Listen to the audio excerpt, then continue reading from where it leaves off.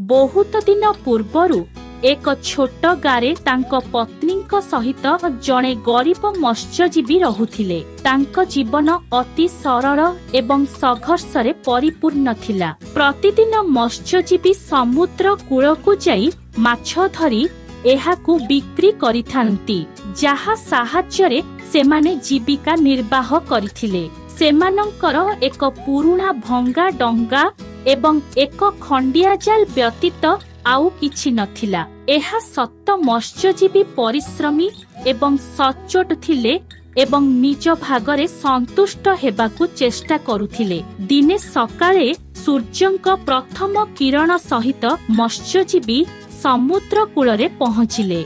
सबुथर परी से निज डंगा को समुद्र को नहीं जाल पकाई माछ धरिबाकु लागिले। किंतु से दिन किछि अजब घटना घटिगला। अनेक घंटा परिश्रम परे मध्य गोटिए भी माछ तांक जाल रे धरा पड़िला नाही। असुविधाजनक एवं क्लांत मत्स्यजीवी आउ थरे जाल को समुद्र रे पकाइबाकु निष्पत्ति नेइछंती। किछि समय परे जाल भारी लागिला। से भाबिले जे एथर माछटी फासरे पड़िछि।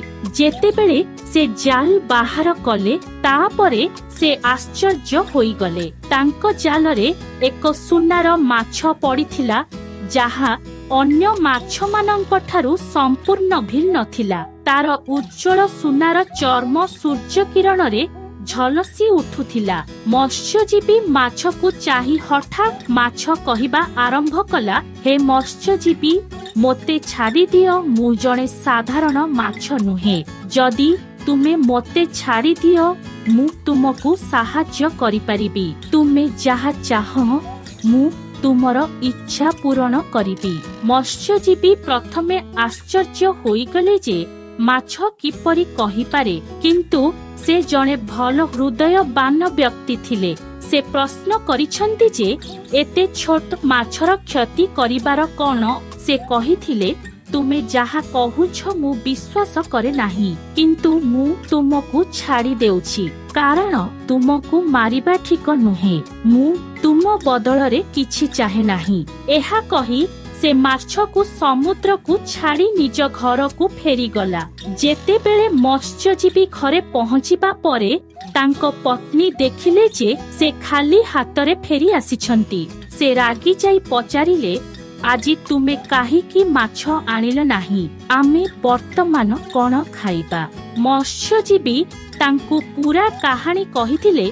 से किपरि माछ को निज इच्छारे छाड़िथिले तांको पत्नी को कहिले। एहा सुनी पत्नी तांको गाली देई कहिले, तुमे केते मूर्ख, तुमे एपरी एक सुना माछ पाई एवं तुमे ताकू किछि मागिला नाही। अंतक पक्षे आपण तांको एक नुआ जालटी मागिल नाही, जाहा फलरे आपण अधिक माछ धरी थांते, आम जीवन रे मध्य केते भलरे थांते। मत्स्यजीवी अनुभव कले जे तांको पत्नी ठीक कहउछंती। से कहिले, ठीक अछि, मु जाई माछकु एक नुआ जाल आनिबी। परदिन मत्स्यजीवी पुनर्बार समुद्र कूलकु जाई सुना माछ को डाकिले, हे सुना माछ, मो पत्नी मोते तुमको नुआ जाल मागिबाकु कहिथिले। आपण आमको एक नुआ जाल देई पारिबे कि? सुना माछ तुरंत उत्तर देला, चिंता कर नाही, जाओ तुमर वर्तमान एक नुआ जाल पाइब। एहा कही माछ पुणी पानी रे अदृश्य होई गला। मत्स्यजीवी घर को फेरिबा परे देखिले जे घर बाहरे एक चमत्कारी नुआ जाल अछि।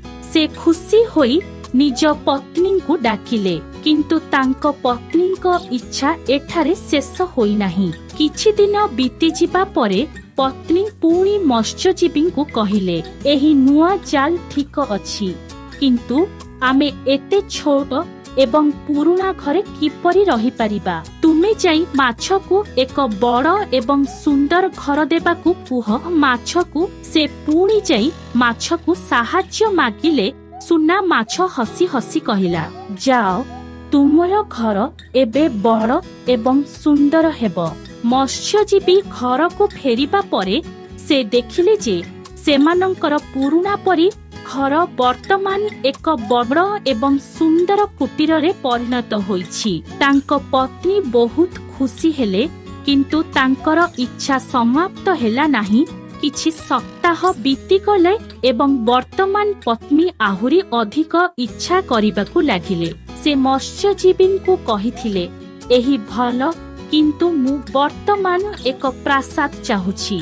जाओ, माछकु कुह आमे एक प्रासाद चाहू। मत्स्यजीवी अनुभव करिबाकू लागिले जे एसबु भूल, किंतु से तांको पत्नीको चापरे थिले।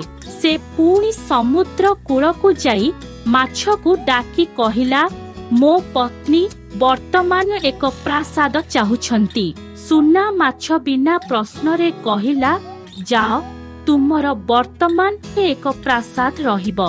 मत्स्यजीवी घर को फेरिबा परे देखिले जे सेमानंको घर वर्तमान एक विराट प्रासाद रे परिणत होईछि। तांको पत्नी वर्तमान बहुत खुशी थिले, किंतु प्रासाद पाइबा परे तांको पत्नीको लोभ आहुरी बढ़िगला। से कहिथिले, वर्तमान मु एही गार राणी हेबाकू चाहुछि। जाओ, माछकु मते एही गार राणी करिबाकू कुह। मत्स्यजीवी एहा सुनी बहुत खराब अनुभव कले। से वर्तमान बुझिबाकू लागिले जे तांको पत्नीको लोभ केबे भी शेष हेबो नाही। से तथापि माछ पाखकू जाई तांको पत्नीको चाहिदा कहिथिले। माछ कहिला, जाओ, तुमर पत्नी वर्तमान एही गार राणी हेबे। एवं एही परी घटिला।